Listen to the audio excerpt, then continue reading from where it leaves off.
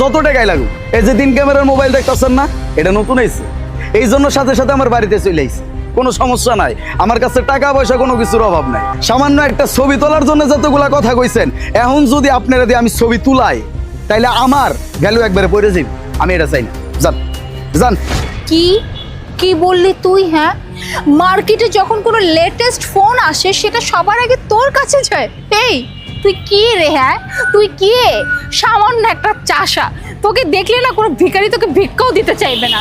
আর তুই কি না বলতেছিস যে মার্কেটে যখন কোনো লেটেস্ট ফোন আসে সেই ফোন নাকি তোর ঘরে আগে আসে? চাপাবাজি করার জায়গা পাস না, নাকি কোনো মানুষ পাস না? কোনটা? আর আমাকে দেখে কি মনে হচ্ছে হ্যাঁ আমি প্রতিবন্ধী? আমার বুদ্ধি জ্ঞান নাই, কিচ্ছু নাই? মানে তোর মতো একটা চাষা যা কিছু বলবে সেটা আমি বিলিভ করে নেব? এই তোর কাছে এই ফোন কি করে আসবে? এটা কি করে আসবে? তুই জানিস এই ফোনের দাম কত? লাখ টাকার উপরে, লাখ টাকা। আবার বলছিস এরকম ফোন নাকি তোর বাসায় সুরসুরু করে চলে আসে। আবার এই যে গাড়ি, এই গাড়ি তো তোর না, মানুষের গাড়ির সামনে দাঁড়ায় ভাব নিতেছিস আর মানুষকে বলতেছিস হ্যাঁ এই যে দেখো হ্যান ত্যান।